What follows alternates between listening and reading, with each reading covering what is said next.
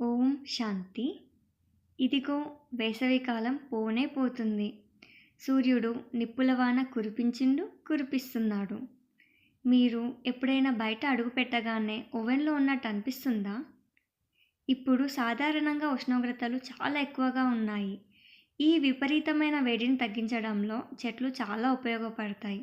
మన స్నేహితుల్లాగా వ్యవహరిస్తాయి. చెట్లను నాటడం వల్ల వాతావరణం చల్లబడుతుంది. అవును, మీరు విన్నది నిజమే. చెట్లు సహజంగా ఏసీ వంటివి. ఉష్ణోగ్రతను తగ్గిస్తాయి. చెట్లను నాటడం చాలా చిన్న పనే అయినప్పటికీ అది వాతావరణంలో చాలా పెద్ద మార్పును తీసుకొని వస్తుంది. ఇప్పుడు ఈ వర్షాకాలంలో మనం మొదలు పెడదాము. ఇప్పుడు వాతావరణం చాలా వేడిగా ఉంది. అందరం ఏసీలోనే ఉండాలని అనుకుంటున్నాము. మన దేశానికి కనీసం 500 కోట్ల వృక్షాలు అవసరమవుతుంది. ఇది కేవలం ఆరంభం మాత్రమే.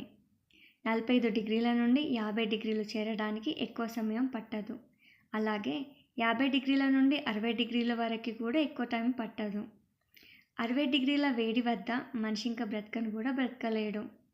ఈ విషయాన్ని గమనించి మొక్కలు నాటుదాము. ఒక్కో చెట్టు పెరగడానికి 5 నుండి 7 సంవత్సరాల టైం పడుతుంది.